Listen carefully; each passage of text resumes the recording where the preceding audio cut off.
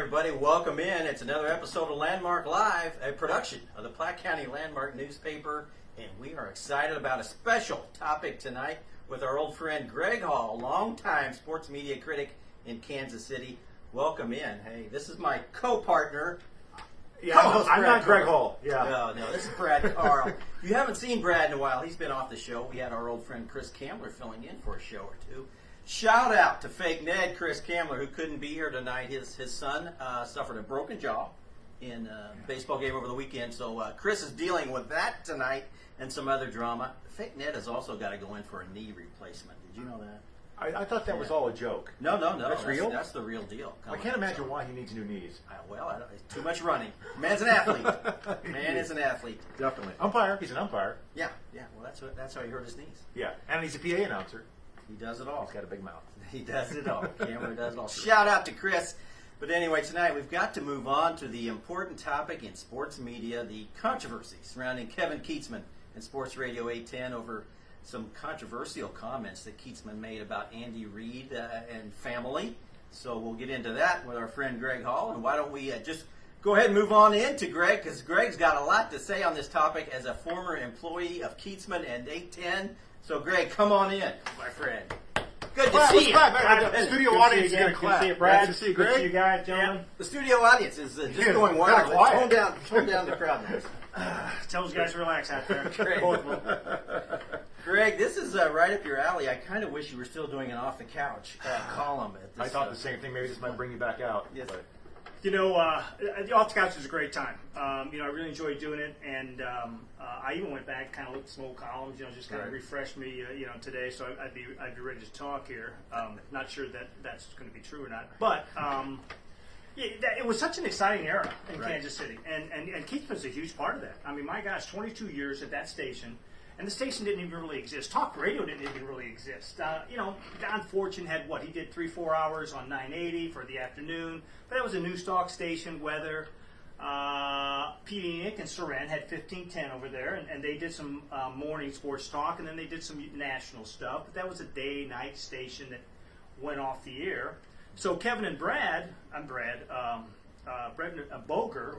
Boger get Jerry Green to pitch in, and by 8:10 they got 50,000 watts, and that really started an all-day, all-sports local radio station here that forced Entercom to do the same, and it became a big deal. And that was it really was an exciting era. And so when I had my column, it was fun, it was exciting. There was stuff happening all the time. Other people hated it, media hated it. Which made it even more fun. Yeah. And Kietzman was a constant source, as was Whitlock and even Poznansky. I mean, there was just a lot of talent happening in Kansas City, and again, it was a fun column to do. And I quit doing it about 4 or 5 years ago. Mm-hmm. I mean, somewhere in there, it just kind of got blah, And maybe not to everyone, but to me, I lost interest. I didn't listen to as much AM radio.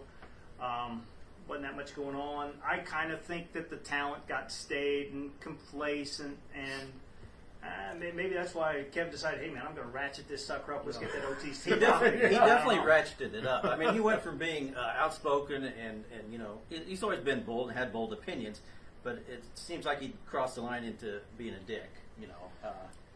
He went full Kietzman on us toward the end. Yeah, I think Kevin's Kevin, and that's he's a different cat. Yeah. He's a different guy, and I don't know Kevin well. I'm not going to pretend like I do. I work with him, work for him for a very short time. Very short time. We can talk about that a little bit. But he was an odd guy, and a guy that I don't know if I ever really got to know him, and I'm not sure how many people really do know Kevin. I think he's an unhappy guy. I'll be honest with you. He's not a guy that just kind of kicks back and goes, hey, I don't give a shit today. He cares about everything. He worries about everything. Right. And I think one of his issues with people like, you look at him like, he would always pluck at some of the sports heroes here in Kansas City. George Brett. I don't think he had a great relationship with George, and he always kind of pick at him. Alex Gordon. Here's another guy, local hero. He's always just... And not real aggressive, but just kind of passively and over. And if you would call him on it, he was like, What's talking about? Yeah. I love Alice Gordon. Yeah. Oh, it's Yeah. great. Yeah. Oh, George Burt's a Yeah. great. He's a hero. A lot of it was an insinuation and not so much a direct, Yeah, and In denial. right. Insinuate and deny. Right. I really think his problem with Andy Reid stemmed from maybe an early press conference when he came to town, and I think Andy blew him off, and just kind of like. And one thing Kevin doesn't like is to be discarded, or embarrassed, and it was at a presser in front of other people, and made to the point where others laughed or Andy laughed at him. Kevin never forgot that. Kevin doesn't forget things like that. And if you listen to him over the years, he's always had the dig at Andy. He's always looking for, same thing with Mahomes. My gosh, we draft Mahomes. Mahomes a loser. Never won in his life. This guy's no good. Come on, give me a break. He's going to pluck. I think he just kind of got lost here with this Andy thing where he was, he's extemporaneous on his monologue, which he did every day. Right. And hey, that's another thing. That's tough. Dude did 25 minutes every day, pretty much off the top of his head. I'm sure he had a few an outline to work from there. Right. But he's putting his ass out there on the radio 25 minutes a day or 20 minutes, whatever his monologue is, plus another couple, 3 hours where he's in live radio. You're going to F up, right? And now he went where no man should go. Exactly. No man should go. So I'm not going to excuse that, but I'm saying anybody out there who thinks, hey, how could that happen? Do live radio every day for 22 years and come back clean. Or do a live podcast on Facebook. It's true. And we effed up once or twice. We've done that before. I've been scolded afterwards. We're still on the air. Yeah. I mean, you wore a shirt one time that wouldn't allow us to boost our. I was going to say to make sure Greg didn't wear a Scott Frost jersey because we'd be in trouble if you had something with a logo on it. We get more or trouble anything for like our that. wardrobe than really anything we say. The Huskers, baby. 4 straight, 2 years, 4 straight wins. We're going to win 5 or 6 this year, baby. Yeah, sure we are. So you're a Husker fan, right? Yeah, I am, exactly. Yeah, no, exactly. That's why I said that. Yeah. There's a couple of us in the room. Exactly. Well, let's give Kietzman credit, though. He really changed the face of sports talk radio in Kansas City, right? And I think that's what you were saying. Absolutely, yeah, and you have to give him credit. And hey, I'm not saying my column came out of his show or anything, but my column came because I didn't think the media was being monitored or even policed or even treated anywhere near as harshly or as critically as they treat the athletes. Let's look at this incident alone, right? You've got Kietzman does this, basically impugns a parent of a dead son and does it twice within a couple, 13 seconds or so. Just unbelievable. Well, who's talking about this? No one. Almost no one discusses that. Okay, we're talking about it here, but it was kind of hinted at on his station. You know what? We're going to talk about this morning, and we are never talking about this again. Same thing on 610, I heard. The Star kind of like, hey, they posted the official discussion, whatever. But the media, again, gets off. Okay, I'm listening to Soren Petro show this morning, and he's got, who's the Chiefs running back that's up in Cleveland now? Kareem Hunt. Kareem Hunt. He says, there's rumors that Kareem Hunt was in a bar fight last night in Cleveland. And this goes on. He tweets it out. Well, by the end of the show, he's back on going, hey, looks like that may have been a hoax, And, well, we're talking about Kareem Hunt here for 3 hours, and Kareem Hunt's getting drug around. Might have been a hoax. And Tyreek Hill is, they say Tyreek Hill's named 100 times a day. Yeah. Right. Kevin Kietzman does this. No one's willing to even say his name. Yeah. So, that's where my column came from, is that, hey, let's hold these guys accountable, too. They're human. And, I think Kevin's error on this was so egregious that he's gone. And Well, and if you could sit in a group of guys, or if you're out with your wife and a few friends and stuff, and you had a few drinks, and if I were to say that, just with a group of friends, people would have been like, whoa. So I mean, the fact that it was said on the radio, like you said, you're gonna screw up sometimes. But that was I am not at all excusing him. Right, Not at all. right. Yeah, I've heard, and I'm sure you guys, everybody probably in this room has personal experience with addiction and that difficulty in dealing with that with family members. And I know I heard from members of the media who said, that hurt me. I was personally hurt by his words, and then his non-apology, where Kevin comes out and says, "Hey man, I'm offended that you Ivan thought that you thought I would bring that up." Yes. And that just didn't work. And I want to get into it. Let's get into Kietzman's apology tour. Yeah. But first, I got to remind you, you're watching Landmark Live, a production of the Platte County Landmark newspaper. And if you want more of this, I tell you, Hearn Christopher writes for us. He has a column coming out in this week's Landmark with some thoughts on the Kietzman deal. Platte County Landmark, call us 816-858-0363. We'll get you set up. Let's talk about the apology tour that Kietzman went on with the TV stations. I mean, what was your reaction to that? Did that help or hurt his cause? Obviously, it didn't help. That is what you call a rhetorical question. As soon as I saw that Kevin was going to make the circuit and go on to local television, I thought, oh my gosh, he's in trouble. Mm-hmm. He was banned from his radio station, right? They say, listen, you can't do your show. So he said, "Oh, I can't do my show. I'm going to go on local broadcast and give my side of it." Now, these are competing television stations to his radio station, and that signaled to me that his partners and he were on the outs, big time. Mm-hmm. And there was some back and forth on Twitter with me, and I said, "That doesn't happen to someone who's going to go back to their job. That's in broadcasting." And Kevin was saying, even on those broadcasts, "Hey, I'll be back on Friday." And I'm thinking, I don't think so. I mean, this seems really serious. Now, I think if he would have taken this and apologized in a way, and I mean, throw yourself to mercy at the court. I screwed up. You know what? I don't know what came over me. What a ridiculous thing for me to say. Hey, and I would have said, you know what? I'm doing 20 minutes a monologue every day. I'm talking off the top of my head. I got outside myself here. I don't know what I was thinking, but my gosh, I am so sorry to be, to even have that cross my mind and then through my mouth and out over the airwaves. And no, he chastised us for thinking that. Blamed it on the listeners. Yeah, and then he said something about, it was Clark Hunt he was talking about, Clark Hunt, and how Clark Hunt's discipline of the team, and it's like, it just made no sense, and then there were tears and stuff, and it was just so ingenuous. It was just Brad and I had an exchange about the fake tears. I missed it. I'll be honest. I saw about 13 seconds of an apology that was not an apology, and I was like, I can't watch anymore, because I know exactly. In my mind, I felt like I knew exactly how he acts. I've heard him enough. I know what he's like, at least on the radio, and I'm like, there's no way that I'm going to like anything. And so I have not watched enough of it. I mean, you're telling me more now than I've known. Before now, I saw enough to know he wasn't sorry. That's the bottom line. Yeah, if he's here today and we're talking to him, he might be legitimately crying, because he just lost a heck of a gig, and again, I think he was using himself as a one-man crisis team here, which is just a horrible idea, and I think it failed badly. I really think that sealed his fate as far as he was not coming back Friday, and there was possibly conversation about him coming back Friday. I don't think he just plucked that out of the air. Right.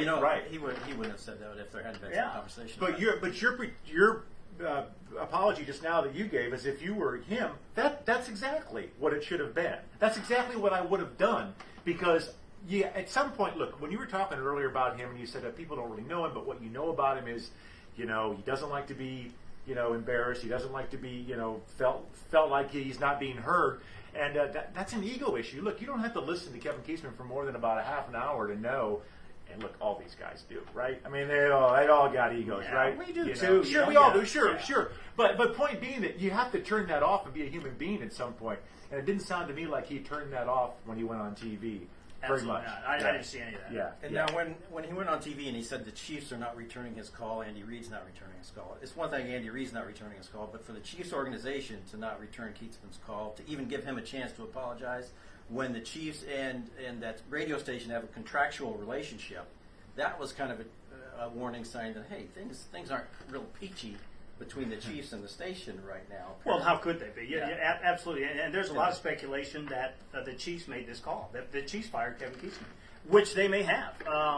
The Chiefs are a powerful unit. When I worked at the Kansas City Star, and the Chiefs weren't happy with something I wrote, they were not shy about letting us know, because they swing a big stick, and they swing a big stick now. They still do. And the fact that WHB is contractually connected with the Chiefs now. I'm sure they're unhappy. I really don't think that the Chiefs made this call. I don't think it was the Chiefs that said, you know what, fire him. He's gone. I believe his partnership group, Kevin's, and again, I don't know any more than the next guy. I really don't. This is just me kind of, putting the threads together here from what I know and what I've seen. I think his partnership group had it with him. I think they had issues with him in the past. I think they had warned him in the past. And this happened, and I'm going to guess at that meeting, that ownership meeting when he was there and they said, how are we going to handle this, that Kevin handled that really poorly. And what tells me that is that he went on the television stations then to say, oh, I'm off my show? Okay, how about this? Right. And again, I could be dead wrong there. The Chiefs could have called Chad Bogan and said, Chad, that guy needs to be gone, or we are never talking to you guys again. Could have happened. I think it was more. I don't think the Chiefs give a damn about Kevin Kietzman. I think they're like, dude, we are not concerned about some guy on an AM terrestrial radio station. And yeah, was it stupid? It was really stupid. But we're not calling him back because we think he's an asshole or we think he's a jerk. We're not going after his job because we're way bigger than that. That's my take. Good point. But again, we get Kevin down here next week. He's free. I think he's probably got some time. Call him up. Yeah, get him down here, Kevin. You watching? Come on down. I know he's Call watching. Ivan Foley, at Ivan Foley. On Twitter. He knows how to find us. Yeah, He does. Greg, let's go back then. Now, he does the apology tour, and at one point, I think it was Channel 5, he says, I am not resigning. I saw that. Yeah, he says, I am not resigning. I am not resigning. So that told me there. I think that was right after he cried. Yeah, Right after he cried, I was like, I'm not resigning, though. I am not resigning. So in other words, guys, you're going to have to buy me out to get rid of me. Now, how much of the station, and maybe you don't know this, but I'm curious, how big a partnership did he have in the state ownership? The ownership's pretty good size, I think. Right. They're the people we know. We know the Brian McRae's, we know Chad, we know Kevin, we know Todd Lebo, we know Jeff Montgomery. But there are also some other pieces in there. Jerry Green's group, whatever's left of that. I don't know. I don't know how. And I don't know what happened. Did they buy him out? Is he still a partner? Did they just fire him from his on-air job? Really interesting to know this, and I'd love for the stars, somebody to get in here. I mean, maybe no one cares about us nerds, so maybe that's why they're not doing it. But did they buy him out? And if they did buy him out, how are they buying out? Did they give him a lump sum, or did they just continue to pay him his salary? If so, that AM station is not. They've got to be cash poor. Well, they have been because, and I've heard one story, again, you just hear stuff on the street, that they were chopping a lot of the on-air personalities just to pay Kietzman more money in recent years. Well, any truth to that? Maybe not Kietzman, but the kid's salary. Yeah, it's Right. tough. Again, it's an AM radio station. They bought for $8 million. That's worth what now? I don't know, but it's not worth $8 million. Right. And it's devalued every year. There's still a buck to be made. It still can be profitable, but you've got to run it lean. And those on-air talent, that's really, they're expensive. And their contract with the Chiefs, their deal with KU Sports, that's got to be expensive. Those are high-ticket items there. So, yeah, Danny Cleanscale's gone. A lot of that ancillary talent has just disappeared. So, now, if they did buy Kevin out, and they are still paying him or have to pay him, where's that other extra money come from now? Because now they're still paying Kevin or have paid him this lump sum. Did they get another talent? Do they just kind of steal from other shows and make that 2 to 6 slot work? People keep tweeting me saying, "Oh, Soren's got to go there, right? Oh, Stephen St. John's has got to fill that spot now." Those guys have been doing their job for 15, 20 years in those time slots. They've got young kids. Yeah. It's a different deal. Now, St. John drives from the Northland to South Johnson County every day, Right. and he may say, "You know what, man, that 2 to 6 kick sounds pretty damn good. Maybe I will take that." I don't know. It's going to be interesting, I think, again, for the few people that still watch or listen to AM radio, and that's very few people under the age of 40. I work at I work at a tech company. A lot of our guys are under 40. They don't even know where AM is on their dial. I mean, they literally don't know. It's like, AM radio, that's a thing, Yeah. Even FM radio. I mean, they're listening to podcasts, they're listening to Sirius XM, those kind of things. So again, it's interesting. Is this the first really big block that falls that just topples AM radio and sports talk in Kansas City? Intercom is huge, right? they don't really care how those guys do at 6'10". I mean, that's the big thing that people don't realize. Oh, they're not doing that well against Kietzman show, or geez, 8'10's beating them here and there. Entercom has all these pieces. They just want a little piece of that sports market, that 24-45 male demo and some of that, because they got all these other demo pieces coming in there, and they're big. 810 has sports talk in Kansas City. They got a little station in Louisville. They got a crappy FM station. They got 15. But that's the breadbasket. Those other stations are probably costing them money. And, losing Kevin Kietzman is going to be a blow. Now, you can like him, you not like him, you think he's a jerk, whatever. That dude was an innings eater, man. He showed up every day for 22 years and plugged in that 2 to 6, and advertisers paid for it. So now, if you go get a new talent, are they going to pay for that talent? I mean, and the way they're programming it since Kevin left, I think they're looking to punt, man. I mean, that can't work. I mean, I don't know what they're doing. I would not take the summer off, which apparently they are. I'm listening up here to the guy who goes, whoever the kid was, he does nights, I guess. I guess he's done nights for 2.5 years. I have no idea who this guy is. So, again, that's probably on me, but the guy says, I've never seen a movie Animal House. Yeah. If I'm Chad Boger, I go right in that studio, grab that guy by the collar, yank him out, and say, dude, audition is over. Never seen Animal House. That is painful. He's like 12, right? It's been a painful week and a half of radio. Jeez.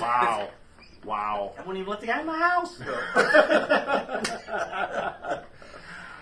Hey, to get back to the Kevin Kietzman ownership thing, I don't know if this is true or not, but I'll throw it out there. I heard something about a figure of 6%, but I don't know if that's true or not. I don't know. Yeah, and you know what? Kevin's made a lot of money over the years. Yeah. They've all made a lot of money. Right. The other thing about radio and having that ripped from him, there's incredible perks in radio. All those sponsors, all those people, cars and food and Trips. Yeah. I mean, there are incredible, great perks that get plucked. It's going to be tough. It's going to be tough for Kevin to. It's going to be tough for him to not be able to use this thing every day. Yeah, you know what? When I gave him my column, it's like, I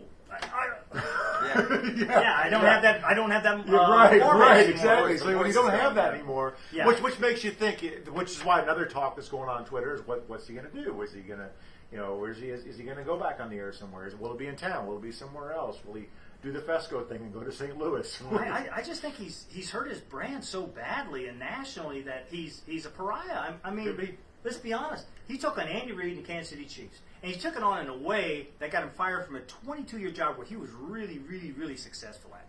So I don't even know how the guy goes out and get a beer and holds his head up. I am not even sure that goes away. Time usually heals stuff, it does.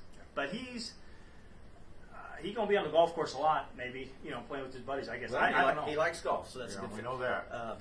Guys, you're watching Landmark Live, a production of the Platte County Landmark newspaper. If you want this kind of entertainment and information and commentary every week, just call us, 816-858-0363. Our old buddy Greg Hall is here, longtime sports media critic. And, man, Greg, you've seen a lot in your 20-some. How many years have you been in Kansas City following the sports media? Well, I've been in Kansas City since '88. Okay. I think Cindy was born '89. Well, Cindy's our camera woman here.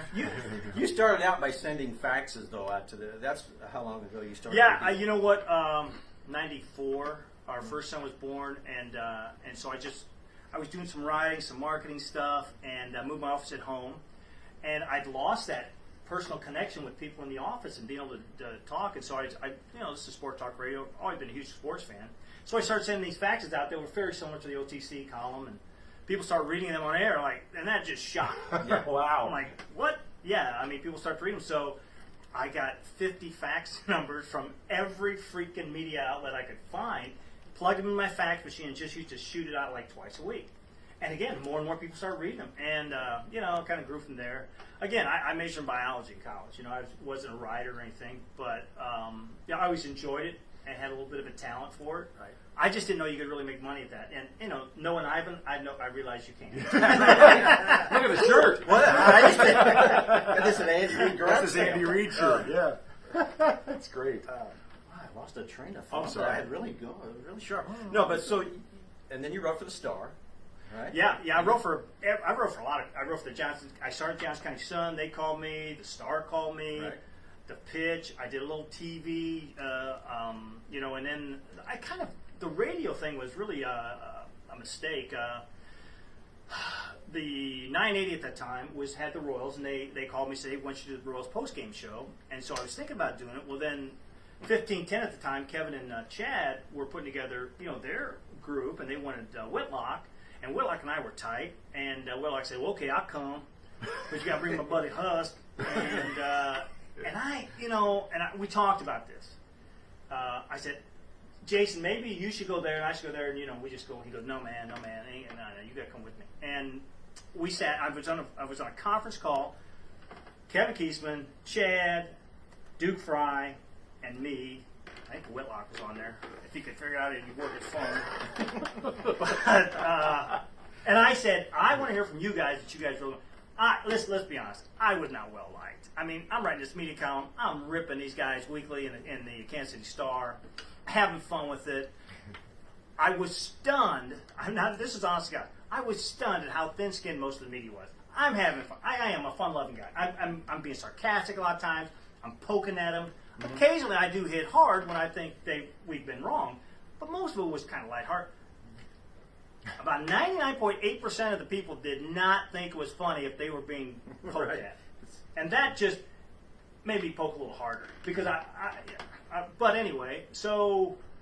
Yeah, I went to work with 1510 because they all said, yeah, we want you. They lied. And, I lasted a whole 6 weeks. 2 of them suspended. Did they bring you in? Did they bring you in on purpose just so they could suspend you and fire you? Maybe I I'm don't kidding. think but- so. There was no love lost there. No one's wanting me to do well. I mean, geez, I'm on a daylight station, and I got the 6 o'clock shift. Right, I mean, that's right. So. Right. And they were were, slowly fading and I would have into loved to some stay at the Kansas City Star, but the Star didn't really want me either. I had a meeting with Den Man because I had this offer. I had 2 offers on the table, and they were both for about $37.5. Right? This is 97, 99, 99. And I'm like, okay. And the Star was not paying me that. I was, scratching out the living, writing, and doing Star stuff on the side, etc. So I have a meeting with Den Man, and I said, "Hey, Den, Den's a sports editor." And we sit down, and I'm thinking, I'm going to stay at the Star. And if I can get these guys to match, I want to stay at the Kansas City Star. We sit down, we go into a conference room. I make my plea. I said, "Den, this is what they're offering me. If you can match that, I'd rather stay at the Star." He goes, "Greg, there are a lot of people here at Kansas City Star that like to see you leave." They were just tired of getting the phone calls. My negotiating nugget was ripped from me. Wow. They were just tired of getting the phone Well, calls. yeah, and Den was great. I'm not blaming Den, What I was doing was really unprecedented. Right, And yeah. and again, a lot of people can't see Star. They saw my column as a promotion for other media outlets, and it's like, why are we promoting these other media outlets with this guy's column? And the fact that people were reading it didn't bother. They didn't care. And the Star had an issue at that time because they thought they were GM or Microsoft or what. They were never freaking crumbling, man. And as we all know, it happened. But again, so I took the radio gig, and I tried to make the show interesting, something somebody would want to turn into. Listen to Cracklin 1510, and I pushed the envelope and. Did it with St. John. And I thought St. John was a great talent. Yeah, now let's do this. Let's give a little credit to you because you probably won't take the credit, but you actually brought St. John on board your show. Am I right? Well, he was going to do the Monday wrestling show. Okay. Because I didn't know jack about wrestling, but every Monday we're supposed to do a wrestling show, and he was the wrestling guy. He started out as MU Rock. He was the guy that called the radio station, and this is going way back, guys. Yeah, he would sit down there at Gateway Computers, and he was supposed to be selling gateways, but he hated selling stuff. He would sit there and call in the Kietzman show like with 6 different voices and get on the show. And so I meet Steven down there, and he hates me. I mean, first day, he just can't stand me. And I'm like, dude, what's your problem? Well, he was supposed to get the show. He was supposed to get that evening show, and Chad turns around and give it to me to get Whitlock. I mean, let's be honest. They didn't want me. And I'm like, oh, man, hey, sorry about that, So we go on and do this wrestling show. Well, this sumbitch is funny. I mean, he's good. He's funny and light. And I'm like, so I keep bringing him on. So I talked to Chad, and Chad said, we got no more money. We can't hire this guy. And I just sat down with Steve and I said, dude, if you can do the show, just come on and do the show for free because get your foot in the door here, man. I mean, you're good, you're funny, and this will work. And we got in trouble, I got in trouble, and I just said, Steven, you look out for your family, I'll be fine. I'll figure something out. And this is when they got, when we were really getting suspended and the Grigsby deal and all that stuff. And Steven was great. And I'm so proud of him. I mean, he's just done a great job. The guy's been, and I don't always see eye to eye with Steven. I'll rip, he comes on here last week and going like, hey, and what is that Nate Bukaty thing with the waving the paper? How stupid how little was that? That's still a big deal to me. I'm sorry, but if you're in the public eye and you're a journalist, you go out and bully or make fun of or goad a local college athlete like that, that's not shaking a paper at a kid's face. That's so unprofessional and just so outside the lines of anything that I think should be done. Now, yeah, I made a big deal of it. Keithman made a big deal of it. Now, Keithman went the extra level to drag the guy around on his own station, naked and yell shame at him. Right, Game of Thrones. Shame. Don't do that to the guy. I can't believe he's going to have to go home and apologize to his kids. I mean, that's Keithman. I'm like, are you kidding me? See? Yeah. Nate Bukaty is smoking one big stogie over this baby. Right. Very true. Anyway, what do you think? How do you feel about people that are How online long is right this show? As long as you want to talk. make it. Let me say this, folks. If you're just tuning in, you're watching Landmark Live, a production of the Platte County Landmark. We've got Greg Hall, longtime Kansas City sports media critic. I'm Ivan Foley. This is Brad Carl. We are with the Platte County Landmark. Greg used to write for us back before he quit. In fact, he came He's back. gonna get fired. He came back. He wrote one story like year before last, and it won the first place award in the Missouri Press Association, best sports story of the year. How about that? One story. Hey man, you know what? I'm proud of that. I got the little plaque in my office at home, and I am so thankful that you even thought enough of it to enter it. But Immediately when I read that, I'm like, that puppy's going to the contest, and it won first place. How pissed are these other sports writers throughout the They wrote their asses off. We don't have a biology major. You show up, write Who the one hell is story. this guy? Right. No, I'm not gonna back down. I'm really happy to have that award. I think that's cool, and That's I awesome. appreciate. I'm glad it ran a Landmark. Yeah, Great. we're happy to have it. Now let's get you. You had a point. Well, I just want to ask you what Greg thinks about people online that are saying that it's bad for people to be celebrating somebody getting fired and losing their job. And this is the next thing that happens. Okay, so no matter who you are, if you lose your job and how you lose your job, you then start to become the victim. Right. And that's where we're at now with Kevin. Hey, you know what? Don't pound. And I understand that. It doesn't take away from what this guy did. I agree. And people say, oh, what are you guys doing talking about? Come on, the guy's lost his job. It's over. You're here doing this. Well, no one else is doing it, so I don't think there's anything wrong with discussing it. And believe me, again, if this was an athlete, my gosh, we'd be dragging this around for the next 3 months. Kevin made his bed. Yes, I would call it karma. I mean, that was the first words that came out of my mouth when I was texting. He told me about it. I texted my buddy, and karma was the first word out of my mouth because that's kind of what it is when you've been bringing up some of the things that he said, like the Bukaty thing and everything else, and you just start thinking about all the stuff that you've heard him do and say, and you're like, man, you're such a jerk sometimes. And like you said, you're sure it's not the first time he's been warned. I mean, sure. I have, I've heard that his ownership group has brought him in and said, hey, guy, you need to back off here, or we have some issues here. And that's one of the reasons I think that this decision was made by them rather than maybe outside sources or sponsors or those kind of things. Right. I don't know. Hey, Kevin, he's going to go on. He's going to be fine. He's got his golf. He's made plenty of money. If he's invested well, he should be okay. Yes, exactly. Do you have any sponsors that could help him on that? Well, I don't know. Rumor has that he owns some of Cerner too. Is that right? I heard something. I saw something online where it said that Keithman owns some of Cerner? That he has some shares in Cerner. I don't know if that's true or not. So why? Probably. Well, I was going to say, I think he's actually Kamler's boss then, right? Isn't that make him Kamler's boss? Technically. Yeah. Technically, we're all Kamler's boss. That's true. That's true. Greg, so seriously, what do you see in the future for Kietzman? If he goes to another market, first of all, you know him a little bit. Do you think he would pursue a radio gig in another market, or No, is Kansas City his? absolutely not. They had no interest. Again, this is my opinion, but he had no interest in leaving the market. I do think it's going to be difficult for him to live in Kansas City somewhat for a while. I think he would love to move to Phoenix or Scottsdale area. I'm not sure he can afford that now. You know, he's 52, 53, somewhere in there. And to live down there and just play golf the rest of your life, I mean, you know, he may live another 60 years, or 60, not 60. 30 or 40. Yeah, 30 or 40, and that's a long time. And again, if he has invested wisely, and I'm sure he probably has some money put away, but these were his best earning years. The reason I'm working, I'm making more money now than I have ever made, you know, as probably we all are, because this is the time you start to make your money, you know, in that last 10, 15 year stretch there. People say, hey, you think about retirement? I'm like, they pay me pretty good for doing what I do, and I'm pretty good at it, and not that hard, you know. I'm going to do it.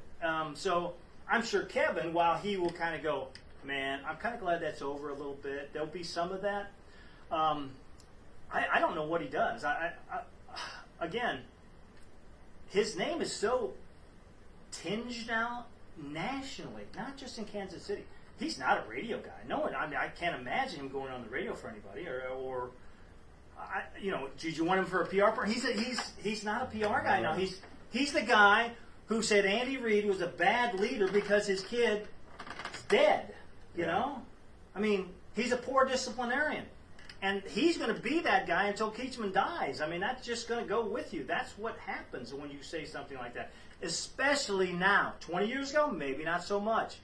Now, you know, and all these guys are pissed at Twitter. That's another thing that gets I get on. It's like, oh man, do I hate Twitter? I was saying, John, I just hate Twitter now. You know, why? Because you got a mic and Brad Garl has Twitter, right? Exactly. Or Ivan Foley has Twitter, right. Or Joe Schmo, or you know, whoever. This guy has a voice. Well, why can't we have a voice? You know, we should have a voice. And you can always turn it off. You don't have to listen to us. You don't have to look at Twitter.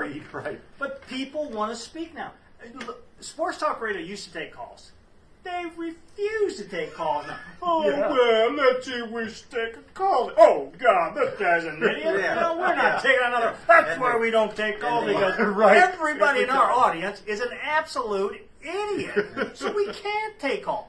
And everybody on Twitter's an idiot. No. You guys that have a microphone, you want it all to yourself. I love social media. Yeah, it can be rough. Yes, people will shoot at you. Yes, they'll knock you and these kind of things. They should leave your family alone. Those kind of things you should stay away from. But guess what? You make your money in the public eye, it happens. Hell, you're an editor of a newspaper. You don't. You're not the most loved guy. No, I do not engage the trolls. That's just the only way to deal with it. They happen. They're there. They have their say. You got to be bigger than that. And so, that's another thing that just drives me nuts. Is, you know, the media just thinks they're. I just want to say, St. John, dude, you're MU Rock, man. You were making calls. Right. That's who you were. So you're dissing the next MU Rock because you know you're not him anymore. Nah, it doesn't fly like that. I love the fact that the public does have a voice. Again, it's a voice. Sometimes it is hideous. So, but look what Kietzman did. 22 years on the radio. 35 years in broadcasting. He made a mistake that nobody should make. No rookie should make. No J school intern should make to go on the radio and do that. So no, I love social media, love Twitter, love the fact we're broadcasting from a freaking iPhone to everybody that wants to watch it. How about that? Well, you just ruined it. Everybody thought we were a big budget operation. Now they know we're just using my damn iPhone. Yeah, it looks good. Got a big old microphone on it. Looks professional. That does look professional. Yeah. I don't know if it's helping any, but it makes us feel like it's helping. I should take a picture. Let me mind? brag about the size of my microphone on tonight's show. Guys, you're watching Landmark Live. It's a production of the Platte County Landmark newspaper. Brad Carl is my co-host. He's over here taking pictures of our new microphone. Yeah, that's how we're getting through the rest of this show. Greg, what's in your future, my friend? You're still in the computer biz, right? Tell us a little bit about that. I work for a software development company. We're in healthcare, not Cerner. We have a different niche of the pie, but I've been there almost 20 years, and it was interesting. When I got whacked at 15:10, that was a tough drive home. And again, getting fired is tough, you know, but people get fired all the time. You know what happens? What do? You grab yourself by the bootstrap and say, hey, man, what's next? I don't think I've ever made my wife happier than the day I came home and said that I was no longer in radio. That's good. She didn't care that I'd lost all income or any of that stuff. She was like, good. But I'm going to be 65 this year, and I'm going to work till I'm 70 at least, I think. You know, I'm healthy. I feel good. I enjoy what I do. Work with some great people. I work with technology, and technology is so fascinating to me. It is just, doing this again. We're live. And I was kind of early on when I was blogging and, doing those kind of things. And, the reason we hooked up, I'm writing this internet blog, and I've got a dial-up modem in my upstairs bedroom, and I'm like, who the hell's reading this stuff? And I get an email from this guy, Ivan Foley, and he goes, hey, man, keep going. I love this stuff. Yeah, I did. That's I cool. said, hey, if you ever want to write, come to the Landmark. And Yeah. by God, it worked out. It did. It's been a long time. Been a great relationship. That was 99. That's 20 years, Ivan. Yeah. That's Long, lot of hair ago. a lot of hair. Tell me about it. That's Well, great. guys, Brad, you got anything to touch off? I don't think so. I think we covered everything. Okay. Yeah. The only word I wanted to make sure I mentioned was karma, and that's about it. Yeah, I think it's interesting for E10. I mean, what their future is and how they handle this and what they do with their lineup. Do they break up their shows because they're so entrenched? Right. And it could be a positive because, again, AM radio's gotten stale, man. Those guys, I'm not saying they're mailing it in, but when Soren Petro's done a show for 15 years and St. John has done his for 15, 18 years, whatever. It does get a little stale, and it gets real comfortable. Now, some of those losses of people over there, I'm sure those guys are aware, hey, man, the revenue isn't what it used to be. This used to be a cash cow. So maybe it does shake them up. Maybe it does improve their format or force them. Okay, from 2 to 6 now, we're not going to get the cookie diet. We're not going to get the barbecue set. Racing guys. Yeah, we're not going to get this Jack Harry. I hope we don't get Jack Harry anymore. I mean, my God. Jack Harry should be glad that Kietzman got fired. No one got drug around, beat up, and It was like elder abuse. that was perfect. My God, Jack Harry come on there just get It's us like, one hit for an hour. I wondered and if Jack, not even realize. I don't think he realized it he was was his a ass Jack. Very true. Yeah, he's sad that Kietzman got. He should not be. No. So how they fill that time slot again? Is it the start? Do they build from this and get better and more important in the media market, or does this shrink them and they go away? Because there are no other options. I mean, see, I've heard one theory that A10 is looking to sell. Obviously, this is just scuttlebutt. Don't know if there's anything to it. Your thoughts on if that's a possibility? yeah, I absolutely. I think they'd love to sell, but I don't know what they could get for the station. Right. And your ownership group's sitting there. You just lost your cash cow, and hey. Love them, hate them, whatever. Kietzman was their cash cow. That 2 to 6 time slot, that's where the money's at. That drive time is what sells dollars. Yes, that morning's important, but it's nowhere near as important where Kietzman did. And Kietzman did a great job for them making money. There was a reason he had an ego because everybody's, Exactly. they said, hey, man, you're doing the job. Well, now, he had reason to have an ego. Let's not say he Oh, didn't. yeah, The guy was yeah. good at what he did, and as an interviewer, he was top notch. Because he listened to what the person he was interviewing. It was a conversation, and he would just pick up on an opening and he'd grasp it. He didn't have questions written out. Okay, here's going to be my scripted questions. He actually listened to what the guy was saying, and man, if he got an opening, he would drill him. what a lost art in interviewing. It really is. Listening Oh, yeah. and then No doubt. asking the question, responding to what the person said. Yeah, everybody loves Howard Stern's interviews. They say, "Oh my God, Howard, you're so good. Your interviews are so great." Howard Stern, in my opinion, is a shitty interviewer. He is always jumping in and cutting off the interviewer or the interviewee and not letting him expand on his thought. Now, he's got an hour and a half to talk to Ringo Starr. Hey, that's pretty riveting radio, We don't usually get that. I mentioned a Ringo Starr interview because Ringo Starr was the one guy who just tells Howard, hey, I'm talking here. Don't cut me off. Slightly different accent. Let me finish my thought. But play this entire segment back and see how many times we misspeak. Kevin Kietzman was unbelievable at never misspeaking. I was so impressed with it. He could speak, and there were no listen to the morning show.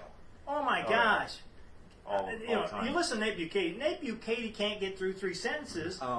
It's and annoying. Seren, the same thing. I know people love Seren. You know, He does. it's a pretty stat-filled show for me. As far as entertainment, I want to be entertained. You know, I'm not sure Seren has watched Animal House. You know, again, Right. He's if John Belushi has batting average, he knows. Yeah, he he knows that. Right. But yeah, again, it's really, really difficult to do that. And Kevin was a master at it. He was. He was absolutely. And you know, when he first got into the radio deal, he was like the weekend guy at Channel 4, right? He was just like he was hitting third in that level. He was like third team You at had Channel Bull. 4. You had Was Al, Gordon Dockey or was Al Wallace then? Was that Al Wallace. I think Al Wallace, and then I think Gordon was gone by then. Okay. And then Kevin. Yeah, so Kevin's hitting third over there doing the cleanup work, and Chad called him and said, "Hey, do you want to do this?" And found he was really good. He was really good on the radio.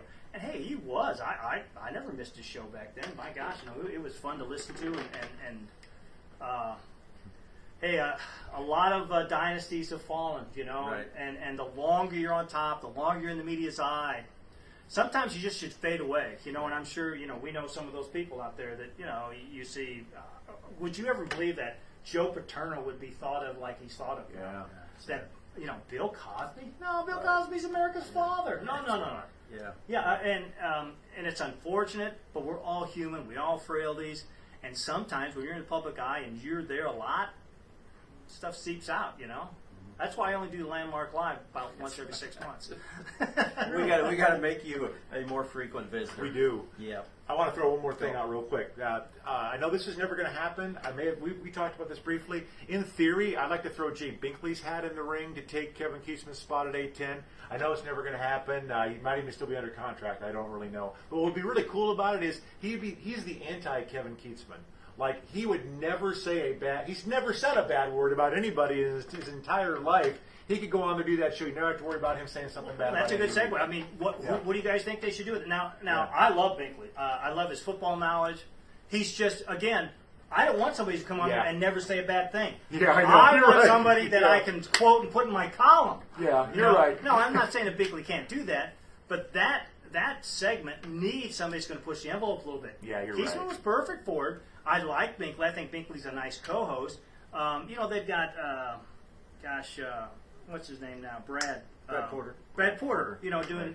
And Brad's a nice fill-in guy, kind of a state guy, but he's a safe guy, you know. Yeah, Very yeah, He's true. way too safe. That's And, true. and then the guy who hadn't watched Animal House, I Right. don't Right, know whatever his really- name is. Again, it's almost like they're saying, we want you guys to really miss Kevin. True. And, you know, I don't know. I'm sure there's no shortage of applicants for that job. If Right. if you're a journalist, a grad, a broadcast grad, there's not a lot of jobs.